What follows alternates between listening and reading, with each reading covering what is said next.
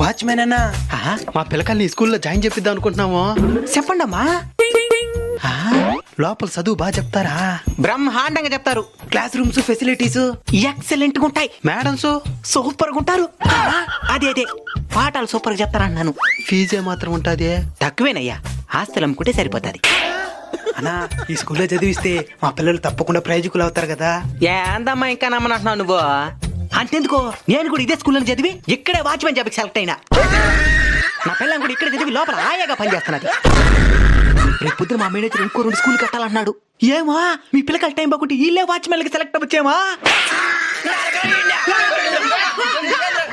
అబ్బా కుడితే కుట్టినారు కానీ ఒక మాట చెప్పచ్చా? ఏంది? పిల్లలు ప్రయోజకులు అవ్వాలంటే స్కూల్ ఒకటి సరిగ్గా ఉంటే సరిపోదు, తల్లిదండ్రులు కూడా సరిగ్గా ఉండాలా. చాలా మంది పిల్లలు ఇంట్లో భరించి లేకుండా స్కూల్లో జాయిన్ చేస్తున్నారు. స్కూల్లో నుంచి పిల్లకాయలు వచ్చింది వాళ్ళ మాకు సెల్ ఫోన్ కొట్టేదే, వీళ్ళు సీరియల్ చూసుకునేది.